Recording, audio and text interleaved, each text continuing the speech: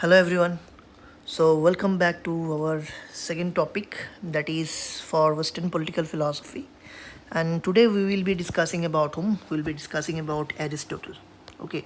So you by the name it is very evident that you all know who was Aristotle. Aristotle is also known as father of political science. Okay. And he is such a influent or eminent political philosopher. Like he has a vast history. Okay, vast history of what? Vast history of complete knowledge about various themes, about various understanding of different branches of study. Okay, different branches of study means he used to study about medicines, he used to study about ethics, metaphysics and all.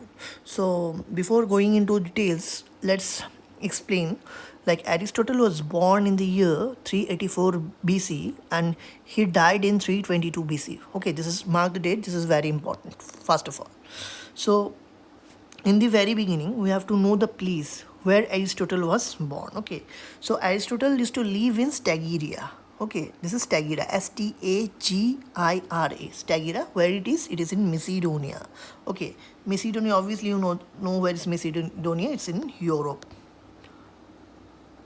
So this is about Stagira, and Macedonia is in Europe.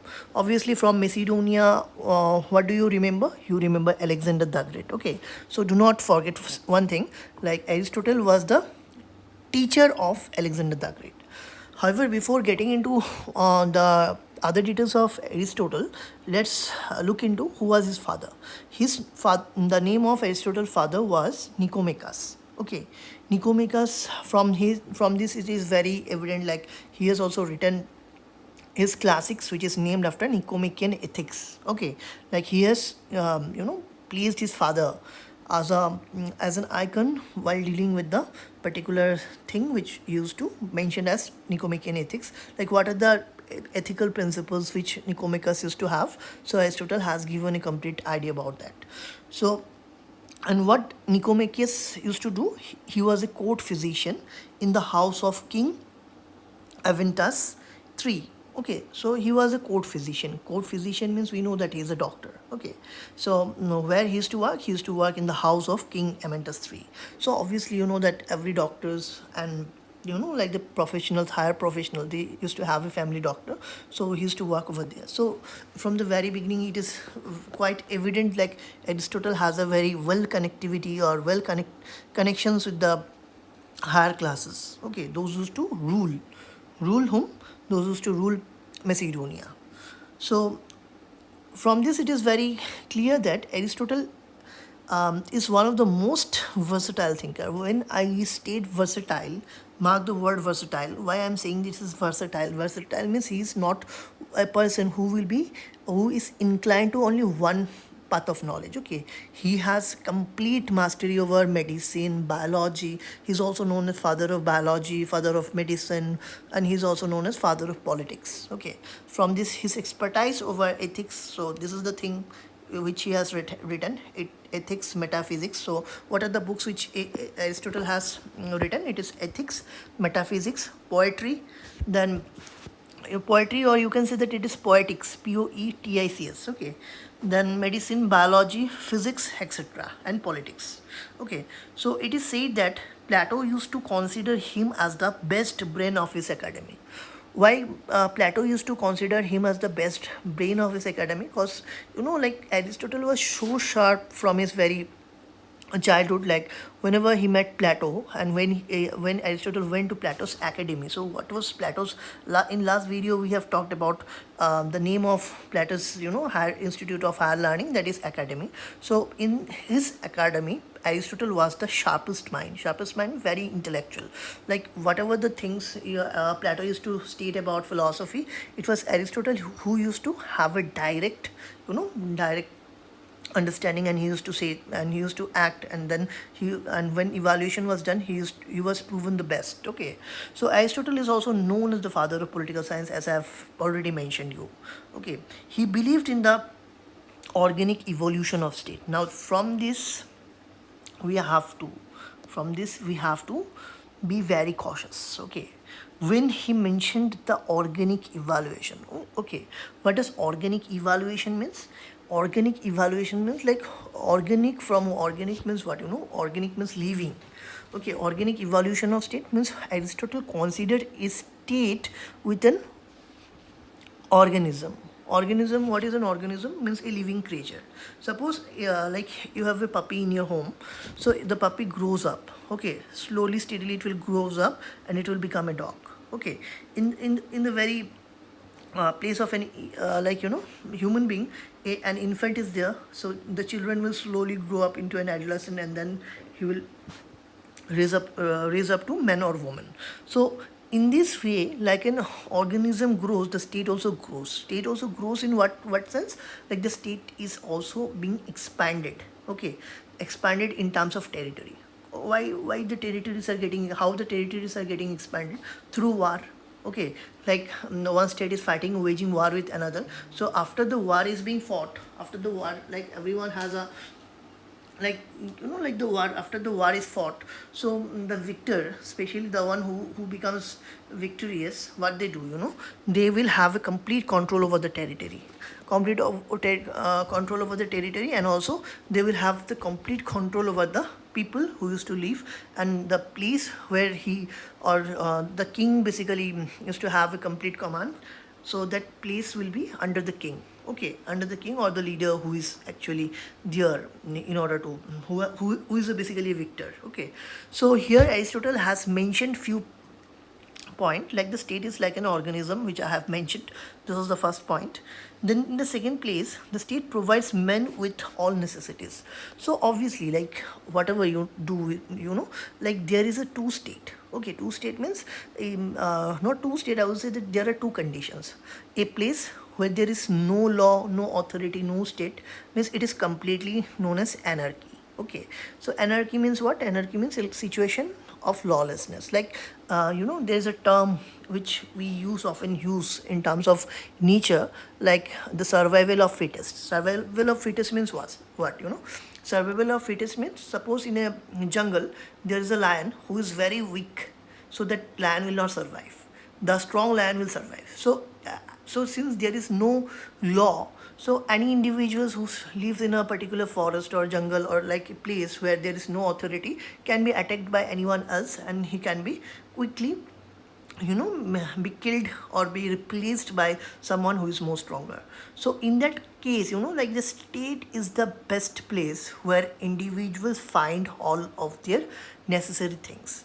Like the state is a place where individual, like food, clothes, okay, then you will have job, then you will have complete peace of mind. Like you don't have to worry about any external threats, like whatever will be coming in your way, all the things externally will be dealt by the state. The state is there as a machine to protect you from all those hazards. Okay, so there, what there means, like everything you are getting, like all forms of security, rights, responsibilities, like everything, like it is not something like what Aristotle has meant about the golden mean. Okay, golden means, that mean, median, mode, we have already learned in economics. Means the average conditions of an individual. Okay, like it is not very highly, like you'll have everything like gold, diamonds and everything you'll have, but at the same time you will not be so poor that you cannot afford something. So the state provide you with something like which will keep you in between. In between means neither you are too rich nor you are too poor, so you can afford whatever is needful to you. So this is the second point, like the state provides you with all necessities. Human life is more secure within a state. So I have already mentioned the point. Like this point number 1, 2, and 3 are interrelative. Why they are interrelated? Because they are interrelated because the state is, the life within a state is more secure, because here you are being protected. When you are born, you don't have to face the uncertainties like which we used to face in the state of nature. Like where there is no law and where there is law, there is a qualitative difference between two. Okay, so obviously human life is more secure. More secure means you are pleased with all forms of rights, like whatever happens, like you have a place where you can go and complain that this has happened to me and I want justice within this. So the things will be carried out, and there will be a particular court or whatever it is, so that will bring justice to you. Okay, so there is a probable and most outstanding quote which Aristotle has been mentioning. Like we have whatever books we have referred from, like G.S. Sabine, okay, then B.R. Nelson's Western Political Philosophy, to Will Kimlicka, whatever, wherever you study, like there is a probable saying that a man who lives outside a state is a beast or a prey. What does the statement means? The statement means like a person, suppose he is living outside a state. Outside a state means he is not a part or a party of a state. Okay, so he's either a beast. Beast means you can understand like he is a very powerful person, or like he has all muscles and he is a huge creature. Okay, or he is a prey. Prey means what, the prey means, suppose a lion is a beast and the prey is a deer. So deer means the weak or feeble creature who do not know, like who do not have that much of confidence or command to take hold of that particular place. So the person who is either living outside a state, like someone who is living outside a state, so Aristotle is comparing him with a beast or a prey. Okay, so that is a common comparison. From here we are marking the two term beast or a prey.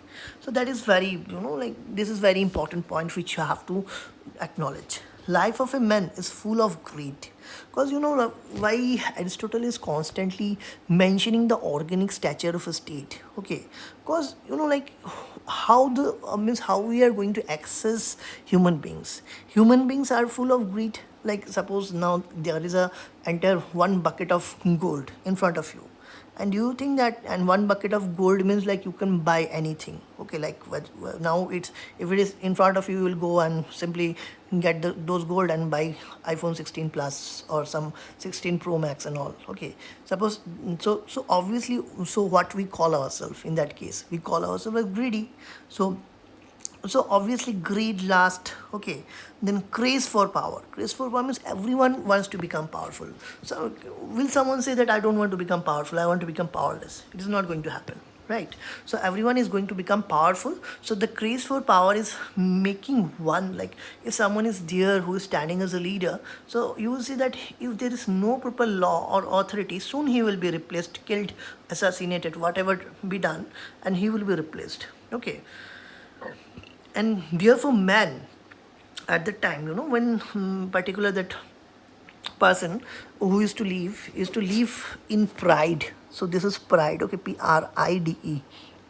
So pride means like it's vigor, vitality, like which is driving you. Like once you will prove stronger, then you will fight more wars, and then you will get into, like assessing and exceeding your territories and all. Okay, so for that purpose, man used to live a life full of solitary, poor, and brutish life. So like what used to happen to an individual, like they used to live a solitary life. Solitary means like where things are happening in a very haphazard way. Like there is no certainty to life. Like those person who do not live within a state. Okay, like anything and everything can happen, because I'm talking about the human nature. I'm not talking about a particular state, I'm talking about the human nature, like how human beings are. So obviously individuals have the habit of snatching things from one another. Okay, so in that case people will be poor, and since they don't have, like since they have the habit of snatching, so they will be brutal. From brutal, the word brutish has appeared. Okay, so this is brutish. So brutish means someone who is rude, cruel. Okay, so human nature consists of these following things, which is making the place of individuals very skeptic, or you can say that the place is very much, very much problematic. So the state is a complete being, like where men can develop themselves without any compromises. So the entire platform, where which is responsible for the fullest development of an individual is nowhere but the state itself. Okay, so a man, suppose he can develop himself. Okay, a man can develop himself only when he lives within a state. because there is complete freedom in the state. You are enjoying your rights, you are enjoying your responsibilities, you are enjoying your family, you are having a place to worship, you are having a place where you can find things in the market, where you can sell your products. And the like within the state everything is possible, because the state is the only place where which is giving you a kind of security. So okay, so this is the particular thing which you have to keep in mind. Aristotle idea of family, slaves and property. Okay, this is the another most important topic. So see, I'll be bringing the videos in two parts because this is a huge topic. Okay, like what does Aristotle mean by representative government and all that, I will be making a separate video out of that. So I am devising Aristotle topic into two parts. This is the first part and it will consist of the maximum thing 70%, and rest 30% will be given in that, okay, in the second part of the video. So Aristotle idea of family, slaves and property. Aristotle the point from where Aristotle has diverged out of Plato, like he was not very much happy with what Plato has structured or Plato has devised, is the idea about what, is the idea about family. Because Plato has never shown a positive grip. Like in fact Plato has mentioned that the philosophers will not have a family. So Aristotle is very much, very much optimistic about the idea of family. He mentioned he believed that, he believed what Aristotle believed, family is the first institution. Obviously, like when we are born, when we are born, we are in a family. We have our mother, father, then we have our sisters, or we have our uncle, auntie. So whoever is there, so it is a house. The house consists of a family where we are introduced to to various concepts, to various peoples, and then to various relations. So people, concepts and relations, these are the three founding pillars from where we are, from where we are defining the relationship what we mentioned to it in terms of family. So whatever we do within a family. So what Aristotle says, man and his, like whatever we do in a family itself. Family is the most important place where by an individual develops his mental stability, or his first institution where men senses are trained, means to echo. So what Aristotle meant by this, Aristotle meant that family is a place where individual has a complete orientation, complete training of his senses. Senses means like your stability. Like whenever you step out of your house, so what do? You interact with the strangers, you interact with various peoples. Now your family teaches you the manner, that how will you talk to them, how will you how will you show courtesy towards them, how will you interact, and what are the things you need to do. So that stability is something which you are learning from family.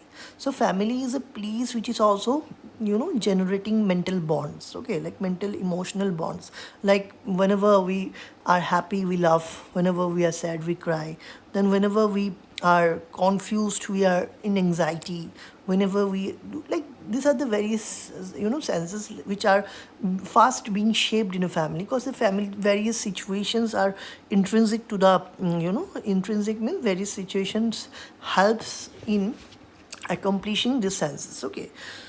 So for this, like the family is a very important thing. Aristotle believed that property complements economic accomplishments, okay. So this is very important. Aristotle believes that, what do we mean by property? Property means assets.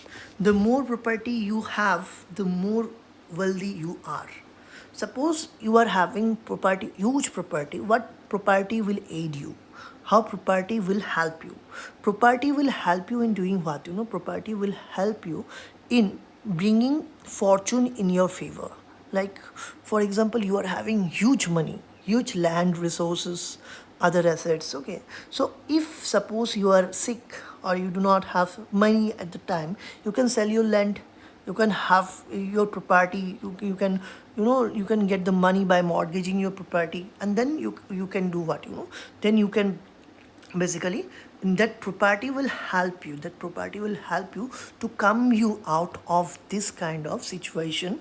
And this is very important, because property is also another thing like which will help an individual to develop his higher arch to grow. Like whenever you will have something, you will try to have more, and that inclination of having more and more to grow, to develop yourself, will not be generated if you don't have any accomplishment, if you don't have any ambition to grow rich. So on the basis of that, property is very important. Okay. So property is a kind of, what, economic stability, so which I have already mentioned. So the third and most important phase while narrating property family, and then we are talking about slaves. So slaves, slave is the third most important concept. So this why we are considering who are the slaves. Slaves refers to those people. Well, suppose a country, is waging war against another. So country A and country B is waging war against another. So country A wins the war against B. So the people or the citizens who will be in country B will be subjected to be slaves, because the victor is country A, and whatever the country A will say, the country B peoples, kings, and whoever it is, those who have surrendered, so they will be, they will have to obey the orders of the master. So in that cases, the concept of slaves come into being, or slaves are also referred to those people who were sold earlier from one country, so that, and earlier, in earlier times, like I'm not talking about the present era, so we are obviously it is 344 BC. Okay, so like when we are identifying the concept of slaves, so slaves means what, like earlier there used to be markets. Now if you'll go to market, you will find what, you will find chicken, you will find other like birds. Okay, like you will find various other goats and cows and whatever it is.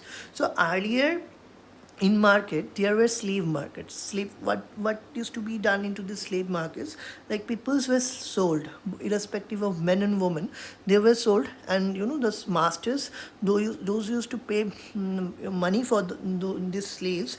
They used to take the slaves in their house, and the slaves used to do what, the slaves used to work on their behalf. So Aristotle says that the slaves should take all the manual work of the house, and it should be done like manual labor, like which the normal laymen or the citizens used to do. All this work has to be transferred to the slaves.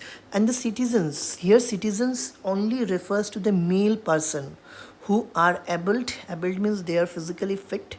Secondly, those who are not elderly or aged.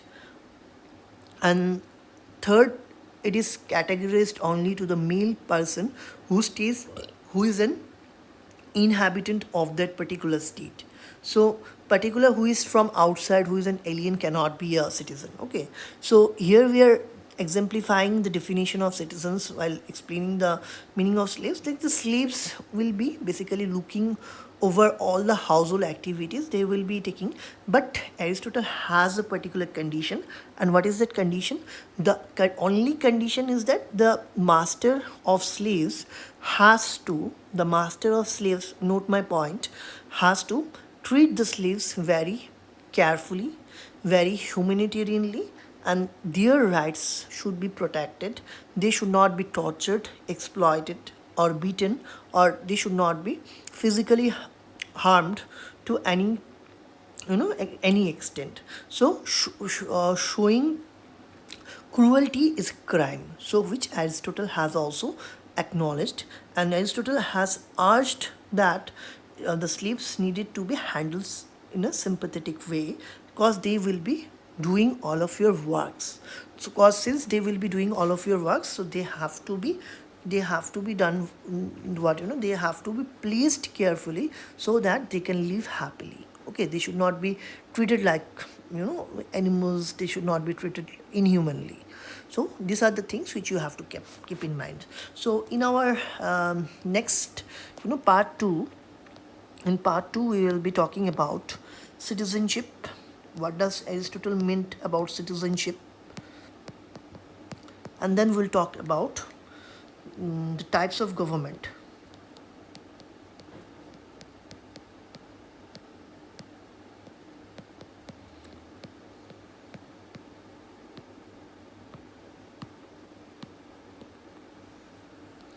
Government and Aristotle's research and his constitution. Okay, so there's a homework for you. So you have to name, like Plato has his own educational institute. The name of the Plato's education institute is academy. So what is the name of Aristotle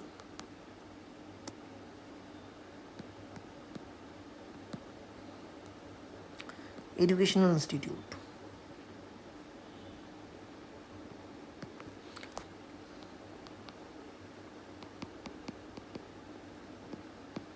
So you have to find the answer. You have to say whether, I will just see whether you know or do not know. Okay, if you do not know, then also it's okay. I will just tell you the name, but try to find out the answer. So on the basis of that, I'm going to recommend you some of the books after completion of this lecture. Hope you will find it well. So thank you for watching the entire video. I hope this video has been very informative and very to the point, because I'm not diverging the topics. I'm making it as short as possible to make you all understand. And obviously the topics are very important and crucial, and what are the things which I have mentioned, try to have a note of the entire thing. And this is very important for your UGC net, apparently to your studies for CUET. Okay, so hope you have a well organization. So if you like the video, kindly subscribe to my channel, and also raise comment where I'll know the difficulties of, like, if I need to have any changes in my video, or like what are the things you need to understand further. Do you need videos in Hindi or any other languages? Just you let me know. If it is in my grip, obviously I will help you with that. Thank you. Have a nice day.